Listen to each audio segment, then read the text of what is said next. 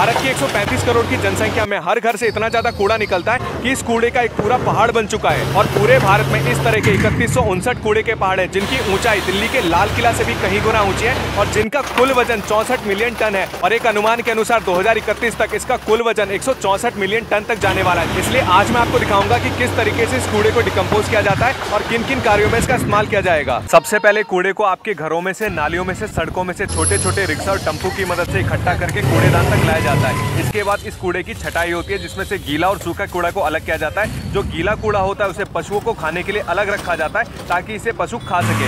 अब इसके बाद इस बचे हुए कूड़े को आधुनिक ट्रकों की मदद से लोड करके मानव निर्मित कूड़े के पहाड़ तक ले जाया जाता है। और सामने की तरफ ये जो चील उड़ते हुए देख रहे हैं, गीले कूड़े का पहाड़ है, जो कि अभी अभी ट्रकों की मदद से अनलोड किया गया है। और ये जो आप पहाड़ देख रहे हैं, सूखे कूड़े का पहाड़ है, जिसको 6 महीने तक सुखाया जाता है और कई बार इन पे आग भी लग जाती है और ये पहाड़ अपनी जगह से खिसक कर कई बार गिर भी जाते हैं। इसके बाद कूड़े को डिकम्पोज करने का मेन प्रोसेस स्टार्ट होता है, जहाँ पर जेसीबी क्रेन की मदद से सूखे हुए कूड़े को इस बड़ी सी मशीन के अंदर डाला जाता है, जहाँ पर वर्करों द्वारा इस कूड़े की छटाई होती है, जिसमें खाली बोतलें, लकड़ी, पत्थर, लोहा, इस सबको अलग किया जाता है और कन्वेयर बेल्ट की मदद से इस कूड़े को ऊपर ले जाया जाता है। सामने की तरफ ये जो धुआं उड़ता हुआ आप देख रहे हैं, ये कोई नॉर्मल धुआं नहीं है, ये मीथेन गैस होती है, जो कि कार्बन डाइऑक्साइड से तकरीबन 20 गुना खतरनाक होती है। और आप सोच सकते हैं इस गैस के बीच में सारे वर्कर काम करते हैं, जिसकी वजह से इन्हें गंभीर से गंभीर बीमारियां हो जाती हैं, यहाँ तक इन्हें अस्थमा और कैंसर जैसी बीमारियां भी लग सकती। पहले प्रोसेस से गुजरने के बाद जितना भी कूड़ा होता है ऊपर की साइड इस रोलर में जाता है और इस रोलर को ट्रमल कहते हैं। इसी ट्रमल के अंदर सारे कूड़े की कटाई और छटाई होती है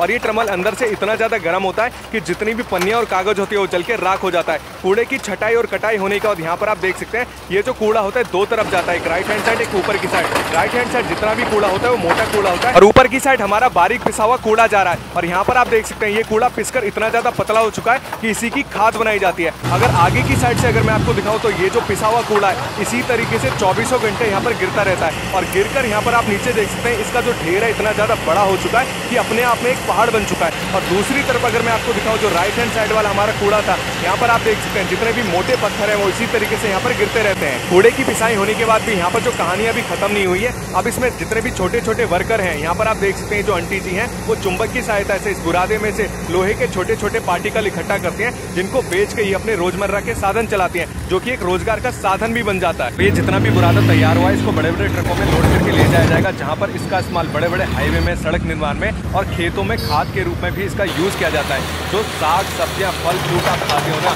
वो इसी खाद से तैयार होता है। यानी ये पूरा चक्र चलता है, पहले आप खाते हो, उसे फेंकते हो, फिर उसको डिकम्पोज किया जाता है, उसके बाद उसी का खाद बना के खेतों में यूज करके उसी की फल सब्जियां उगाई जाती है। तो ये प्रोसेस इसी तरीके से लगातार चलता रहता है। तो आज मैंने आपको दिखाया कि किस तरीके से कूड़े को डिकम्पोज करके इसका खाद बना के उपयोग किया जाता है। आई होप आप सभी को वीडियो पसंद आई होगी। वीडियो पसंद आई तो वीडियो को लाइक करिएगा, कमेंट करिएगा और अपने दोस्तों के साथ भी इसे शेयर करिएगा। धन्यवाद।